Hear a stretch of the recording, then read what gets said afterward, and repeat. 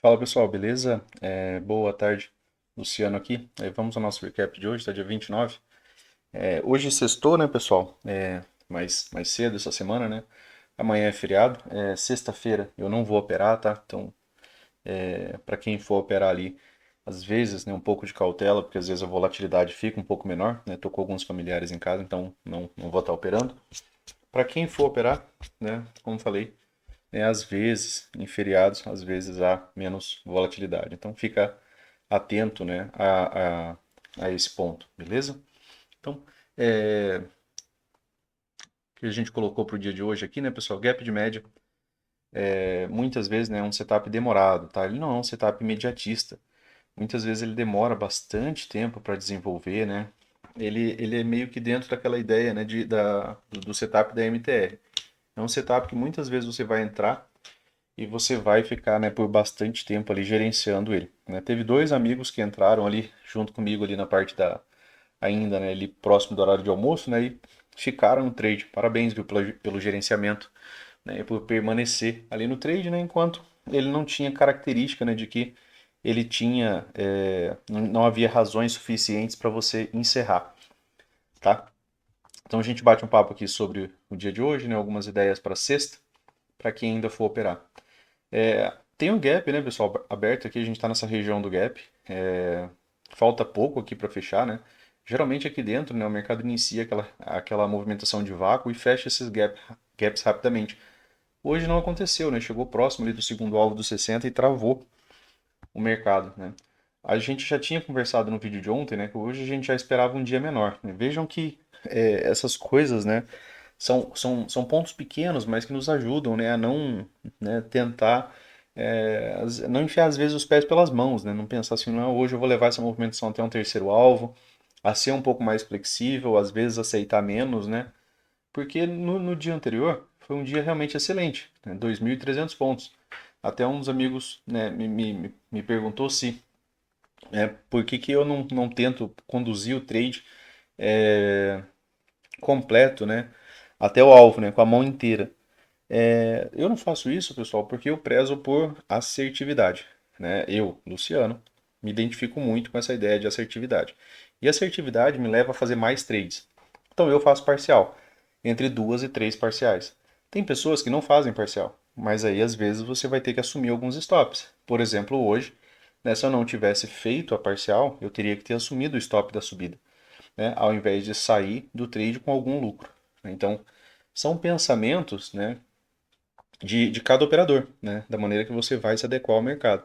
Então, para mim, fazer parcial dentro de quantas entradas eu consigo enxergar é mais vantajoso, tá? Para algumas outras pessoas pode não fazer sentido, mas para mim, dentro da quantidade de trades que eu consigo realizar hoje, né, para mim acaba sendo vantajoso, tá? Então, essa é uma das razões. E não, né, eu não fico, né, pensando nisso, né? Ah, mas você poderia, por exemplo, ter pego 2.000 pontos, né, com esse trade. Tudo bem, né? Mas eu peguei meus pontos, eu fiz a minha parte, né? E isso que é o importante, é dia após dia você fazer a sua parte, você tentar fazer um pouco, você tentar ler o mercado, conseguir fazer seus dois, três, cinco trades ali no dia, né? Dependendo do tipo de movimentação, às vezes a lateralidade a gente faz um pouco mais, mas o importante, né, é você conseguir executar algo, né, dentro de uma metodologia regularmente, tá? E você precisa sim encaixar, né? Se você é um trade que vai, né, aceitar muitas vezes, né, tomar um stop, né, ao invés de fazer parcial, isso vai fazer parte do seu perfil e você tem que ir se construindo, né, ao longo enquanto você vai se encaixando ali no mercado, beleza? Então eu, né, Luciano, faço. Né, faço parcial onde? Em alvo, faço parcial onde eu espero, por exemplo, uma boa continuidade, né, às vezes, né, acaba tendo um recuo muito maior do que eu gostaria. Então, né, não faz sentido, às vezes, eu ficar ali, né, deixando o trade voltar 300, 400 pontos contra a minha posição sem eu fazer nada. Eu não vejo sentido nisso. Mas há pessoas que vêm, e eu respeito. Tá? Então, é uma forma de você, né, se encaixar ali com o mercado. Então, a barra de hoje, né, barra de tendência, ao que parece, né, falta alguns minutos ali para fechar, vai ter, né, possibilidade de ter continuidade, tá? Dessa movimentação aqui, fechar, né, essa possibilidade de gap. Aqui nos 60 minutos a gente vê também, né, pessoal, que o mercado está mais fácil, ele tende a ter um pouco mais de continuidade dentro dessa movimentação. Algo que a gente apontou no estudo de ontem e também no dia de hoje, né, é que o dia, né, ele estava abaixo das médias. E quando ele está nesse tipo de cenário aqui, pessoal, é muito mais fácil o mercado descer, né, do que ele subir, certo? Se está mais fácil dele descer do que ele subir, né, é mais fácil a gente trabalhar na ponta vendedora. Então, nesse tipo de cenário, né, Luciano, mas formou uma lateralidade. Conforme a gente havia falado pela manhã, pode ser lateralidade em tendência. Em lateralidades em tendência, ele faz um rompimento, faz uma lateralidade, faz um rompimento. Aqui, né, ele fecha o gap, ó, nessa linha vermelha. Agora não falta tantos pontos, né? Falta ali cerca de 450 pontos, né, para que ele feche o gap. Esse alvo aqui acabou ficando, né, pessoal, no dia de hoje. Era uma boa possibilidade de alvo. O mercado deixou, né, aqui a desejar, né, na chegada, né, desse alvo aqui. Mas ainda assim, 60 minutos, né, conforme a gente havia conversado, retornos à média, né, acabam gerando setups de venda, como retornos a 9, retornos a 20, né? O mercado volta aqui, né, para uma condição de médias abertas, alinhadas e direcionais, e nesse cenário aqui as médias atuam como resistência ao preço. Tá? Então, nos 60 minutos continua mais fácil ainda, né, essa movimentação da média continuar empurrando o preço. E quando ele vem trabalhando lateralmente, a média chega até o preço e ele tende a ter algum tipo de esticada ali aos vendidos, né? Então, pode fechar aquele gap ali do, do diário, né? Aquele gap que vocês viram aqui, tá? É esse gap aqui, ó. Então, o mercado chegaria nessa região de gap aqui. Aqui embaixo, pessoal, tem outro gap, né? Aqui tem outro gap. E para que essa movimentação tenha continuidade, né? Como aqui é aquela região de wedge, aqui é o ponto de inflexão, né? Para ter mais continuidade aos vendidos, para eles terem condição de ter uma perna 2 de baixo, ele precisa flipar esse gap aqui, certo? Então, 60 minutos continua preço abaixo das médias. Retornos à média móvel de 20 M2S, setup de venda, então tem que ter atenção também nesse tempo gráfico aqui. Tá? Então, caso o mercado abra com gap de alta, faça o M2S, né? Você fica atento ainda à possibilidade de vender, já que as médias ainda estão abertas, né, e direcionais. Aqui no 15 minutos, pessoal, né, conversando um pouco sobre o dia de hoje, aqui a gente tinha deixado uma wedgezinha ali lá dos 5 minutos, né? Fica mais fácil a gente ver lá. Mas aqui também ele abre abaixo, porém, né, ele abre abaixo com uma barra de dúvida. O doji, né, sempre que a gente tem um doji, a gente tem uma barra de lateralidade. E muitas vezes, quando a gente tem uma barra de lateralidade, né, o mercado ele acaba não nos dando boa continuidade pós, né, rompimento do doji, certo? É algo extremamente comum, tanto que o Brooks fala, né, que quando você observa a barra um do dia como um doji, você espera mais barras de lateralidade. Aqui acabou levando a 1 hora, né, praticamente, de lateralidade, mas acabou não voltando tanto, né, para poder dar oportunidade de venda.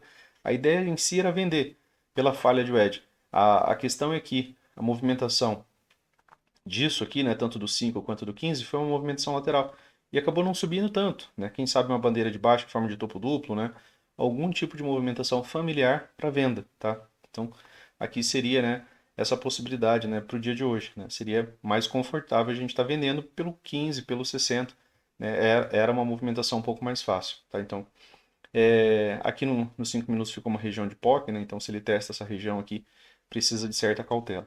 Nos 5 minutos, né, no estudo de ontem e hoje, né, pessoal, a gente conversou que o preço estava em tendência, certo? Aqui, ó, se eu olho aqui o dia de ontem e eu vejo o final do dia, eu vejo que eu tenho, né, muitas barras aqui trabalhando abaixo da média móvel de 20. Não tem um gap de média.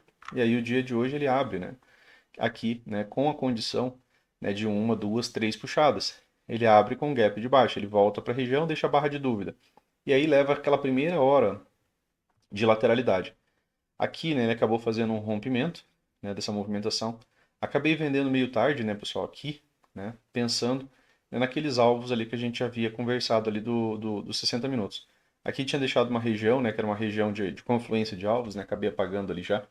Mas aqui, dentro dessa movimentação ali dos prints que a gente postou ali no Instagram, né, ficou ainda, né. Então, o que que era, né, uma possibilidade aqui para o dia de hoje? Um dos pontos também que a gente conversou, né, pessoal, foi o terceiro alvo, né, dessa barra um, né, tanto a barra um do 15 quanto do 5, elas têm a mesma dimensão ali, né, ficaram dentro desse range. Então o mercado pagou esse terceiro alvo ali dessa barra um, né, do dia. Mais movimentação, né, aí você precisa tirar um pouco o zoom, aqui nos 5 minutos, né? Que aí aqui você tinha, né, a condição de primeiro alvo, tá? E aí a condição de segundo alvo foi aquele ponto ali que ficou faltando. Exceto se, né, você pega algum pivô um pouco acima, tá vendo? Às vezes a gente foca no pivô maior, né, e trazendo aqui um pouquinho, né, a movimentação do preço para um outro pivô, a gente vê que o mercado acabou atingindo a região, tá? Então aqui, pessoal, foi onde eu acabei fazendo parcial, né, porque aqui estava aquela região de confluência, tá? Nessa região aqui. E se eu não tivesse feito parcial, né, provavelmente eu teria sido estopado e com prejuízo, né? Porque eu acabei vendendo aqui, né, pessoal? A venda minha, né, acabou sendo aqui, né, nessa barra. E aí o mercado fez uma H1, tentou fazer uma falha de H1, fechou com barra sobreposta, né? E aqui ele fez pagou uma parcial, né, de cerca de 200 pontos. Beleza, Luciano. Você fez a parcial, meu stop subiu para cá. Opa, tive um gatilho de compra aqui. A gente já conversou sobre isso em outros vídeos. Se eu estou vendido e eu tenho gatilho de compra, eu tenho que encerrar, porque não faz sentido, né? Se eu tenho um gatilho de compra, é porque eu tenho, né, alguma razão do preço, né, me dizendo que essa movimentação pode ter mais continuidade. Então, se eu ficar vendido, né, mesmo que o meu stop tenha subido, né, para essa região, não faz sentido porque eu vou devolver mais, certo? Eu tenho o mercado atingindo uma região, né, de terceiro alvo da projeção aqui da primeira barra, né? E depois disso daqui eu tenho o mercado subindo, apesar de ser fraco, né? Ainda assim acaba sendo um microcanal, porque eu tenho barras de pausa no meio. Mas, apesar das barras de pausa, né, eu não tenho, né, perda de mínimo. Vocês podem ver que a mínima da barra 22 não veio abaixo da mínima da barra 21. Da 24 não veio abaixo da barra 23, tá? Então, eu tenho aqui, ó, de todo modo, querendo ou não, eu tenho que admitir que aqui eu tenho um microcanal de alta, certo? Então aqui ele acabou deixando um gatilho, aqui, né, o trade acabou sendo encerrado. É uma regra, tá, pessoal? Se você está vendido e você tem um gatilho de compra, né, não faz sentido mais você estar no trade, porque a barra em si, né, o preço está te dizendo que essa movimentação pode subir um pouco mais. Depois disso daqui, pessoal, a gente acabou visualizando, né, essa possível wedge, né, uma cunha, e das melhores, né, porque é a cunha que vai se afunilando. É a cunha que o Brooks mais elogia. Aqui eu já estava praticamente precisando sair, então eu acabei vendendo a própria L1. Por que L1? Porque ó, não tem correção, não tem microfundo duplo, não tem. Então a primeira perda de mínima acaba sendo uma L1, né? Essa é a primeira venda daquele estudo que a gente fez do gap de média, né, dentro da mentoria gradual, né? Você vender a primeira, né, e você vender a segunda perda de mínimo. Eu vendi a primeira porque precisava sair. O stop ficou aqui em cima, né? Por quê? Porque precisava flipar essa barra, né? Tudo que vier acima dessa região, né? Essa região aqui acaba sendo a região, né, pré-rompimento, é um gap pré-rompimento, o mercado volta para fechar esse gap. Então essa região seria uma boa região para os vendidos participarem novamente. E aí, né, a gente conversou que o gap de média, pessoal, ele é um setup lento, né? Ele não é um setup rápido, ele não é um setup imediatista, onde você entra e geralmente ele já sai dando lucro. Tanto que o Brooks cita duas entradas para esse setup. E depois você vai gerenciar. Qual que é a função do gap de média? Se isso daqui é tendência. Aqui a gente teve um 2HM antes, né, pessoal? Que a gente tinha bem mais de 24 barras sem tocar média móvel de 20. O 2HM acabou não levando, mesmo o 2HM sendo um excelente setup, né, para retorno da tendência, não retomou a tendência, depois veio o gap de média. E veio com muita lateralidade, que é quando o gap de média é mais interessante. E aí a gente, pensando nisso daqui, né, você faz a venda aqui, o edge, pessoal. O edge com um topo duplo. A gente já conversou, né, sobre por que essa movimentação ela tem uma baixa probabilidade, por exemplo, de rompimento, né?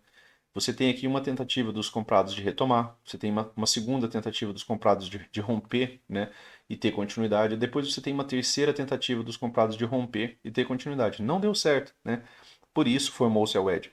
E aí quando o mercado chega na wedge com o topo duplo, essa é uma quarta tentativa dos comprados de romper, tá? Aqui para ficar como presente total, né, só faltou essa barra aqui ter fechado, né, como outside aqui embaixo, né, mais ou menos. Aí seria, né, um excelente presente. Mas você observa, né, a falha, né, da tentativa de rompimento, né, você vê só a violação. E aí o mercado volta, deixa um topo duplo mais baixo, né, depois desse topo duplo. E aí, né, um outro topo levemente mais baixo. Aqui você teve uma boa barra, né, com gatilho. Né, para quem ainda estava vendido, né, que nem a gente acabou vendendo aqui, qual que era a condição inicial, né, pessoal, dessa venda? Era que o mercado, né, retomasse o ponto de inflexão, né? Se eu tenho uma, tenho duas, tenho três puxadas, bem aqui eu tenho um ponto de inflexão. Era que o mercado retomasse o ponto de inflexão, pudesse fazer uma correção para fazer uma perna 2, tá? Essas regiões de POC a gente já conversou com vocês em dias de lateralidade. Muitas vezes o mercado, né, até mesmo chega a reverter em cima dessas regiões, tá? Por quê? Porque é uma região de troca de contrato, extremamente relevante em dias de movimentação lateral, em dias mais estreitos, tá? Deem a devida atenção a essas regiões. E, né, retomando, qual que é a função do gap de média, né, pessoal? O gap de média ele pode iniciar uma MTR, uma reversão majoritária de tendência, certo? Eu tenho uma tendência de baixa.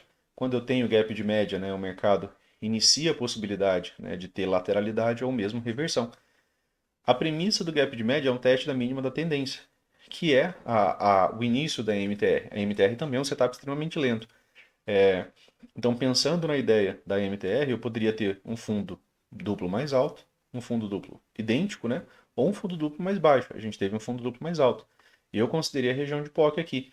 Então, aqui na região de POC, né, eu acabei encerrando esse trade. A minha parcial estava aqui, ó, exatamente aqui na região, né, onde poderia ter uma correção para ter uma perna 2, acabou não tendo, né, pessoal? Acabou vindo direto, ó, então a gente teve somente uma perna 1, tá? Mas essa wedge, ela nos deixa, né, a premissa de duas pernas, né? Quando a wedge dá certo, você vai ter perna 1 e que você vai ter perna 2. Porém, aqui na região de troca de contrato, ó, teve um impulso de alta muito forte. O que que a gente conversou, né, sobre pernas, né, dentro de lateralidade? Que normalmente o mercado, né, acaba trabalhando em duas pernas. Se eu coloco no 15 minutos, essa correção aqui nem existe. Então aí eu tenho uma perna 1, tenho uma correção, tenho uma perna 2. Depois disso o mercado, né, acabou não dando continuidade. A estrutura do dia em si, né, continua sendo, né, uma estrutura de baixa, né, porque eu tenho este topo e um topo levemente mais baixo. Tá? Então, a princípio, né, o mercado acabou não conseguindo, né, mudar a estrutura do dia. Continua aqui como uma estrutura de baixa. Tá? Então, se né? Lógico, aqui ficou já dentro de um range de lateralidade, tá, pessoal? Você já pode colocar tanto uma máxima aqui, ó, né, quanto uma máxima aqui, uma mínima aqui embaixo. Você também pode colocar uma máxima aqui. Para que, Luciano, colocar máxima? Para a galera que for trabalhar na sexta-feira e for operar, você não compra com o mercado aqui nessa região, você não vende com o mercado aqui nessa região. Você tem um range, certo? Dentro do range, você atua como lateralidade. Opa, Luciano, ele rompeu. Abriu com um gap de alta aqui. Abriu com gap de alta e boa barra de alta. Beleza. Aí você pode trabalhar na compra. Por quê? Porque você tem a projeção de toda essa lateralidade aqui, né? E você pode trabalhar, por exemplo, né, 100%, tá? De toda essa lateralidade aqui para cima, que seria o alvo, né, normal dessa lateralidade, tá? Isso, né, num rompimento de alta. Para baixo, Luciano, você tem o fechamento do gap, né? E se você tiver um rompimento de baixo, ele pode descer um pouco mais? Claro, né? Tá mais fácil descer lá pelos tempos maiores. Beleza? Então, você tem uma lateralidade. Você também pode trabalhar, né, rompimento de pivô, certo? Primeiro alvo de pivô, segundo alvo de pivô. Aqui, ó, se, né, o mercado vem para uma movimentação de queda, eu ainda posso usar esse pivô aqui, Luciano, esse menor? Pode. Né? O segundo alvo dele tem confluência lá com o fechamento do gap, praticamente. Por que que você pode usar ele? Porque essa máxima não foi retomada, tá? Se o mercado faz uma nova máxima aqui, você não pode mais usar esse ponto, aí você tem que usar a máxima mais alta, beleza? Então, pro dia de hoje, né, pessoal? Era isso. Um bom feriado para vocês, né? Um dos amigos perguntou, né? Por que que eu tenho postado alguns prints do dólar, né? Porque eu tenho pessoas que operam dólar, tá? Às vezes eu ainda faço uma ou outra operação no dólar. Hoje ele abriu em Fab 4, né, pessoal? Tava bem mais tranquilo de trabalhar do que o índice. Né? Você tinha aqui algumas horas de lateralidade ó, do dia anterior, né? Você tinha um range aqui, ó. Você consegue observar um retângulo aqui, preço com a média móvel de 200 cortando aqui. E aí você teve um gap de alta, né? Dentro daquele cenário de Fab 4. A barra 1 foi ruim, ela não teve continuidade. A barra 2, né, também não teve continuidade, né, a favor do gap, claro. E aí depois, né, você teve aqui uma barra 3 do dia, né, como uma barra de tendência de alta. Ela, inclusive, né, chegou a ativar, né, a entrada tradicional, né, do Fab 4, né, que já é a retomada ali da movimentação. Claro, com fechamento acima deixaria as coisas bem mais confortáveis, mas ainda assim, né, vejam que em cenário de Fab 4, até mesmo dojis ó, acabam sendo, né, barras mais lucrativas. Uma barra saindo da média, né, aqui depois, ó, posteriormente, tá? Outra barra aqui saindo da média, barra sem sair da média, né? Muitas vezes você pode ficar enrolado ali no trade por um tempo. Uma barra menor saindo da média, barras menores, né, tendem, lembram, né, daquela ideia de contração e expansão da volatilidade, né? Quando você entra numa barra menor, a barra seguinte, né, ela tem a possibilidade de se deslocar mais a favor de você. E aí, né, um micro gap, né, aqui, ó, entre a abertura dessa barra e o fechamento desta, né, um micro gap ali que pulou, né, tinha tantos comprados interessados, né, que o preço sai dessa abertura aqui, sai desse fechamento para essa abertura aqui deslocando, né, 5 pontos, o que não é muito comum, tá? A gente fica vendo. E aí o mercado atinge um grande alvo aqui, né, pessoal, no dia de hoje também, ó. Se você pegar 50% deste pivô, certo? O mercado atingiu alvo, né? 100% da movimentação. Além disso, três puxadas. Depois de três puxadas, né? A gente já falou que muitas vezes o mercado lateraliza, tá? Beleza? Valeu, né? Um bom feriado para vocês, né? Bons estudos aí. Sábado, né? A gente vai ter aula nova, né? Da nossa mentoria gradual. E aí a gente vai passar lá por reversões e a gente vai começar a discutir um pouco sobre a lateralidade da primeira hora, sobre, né, alguns contextos e ideias ali para esse tipo de cenário, beleza? Valeu. Se gostou, curta, compartilha. Um bom final de semana para vocês aí e até mais. Valeu.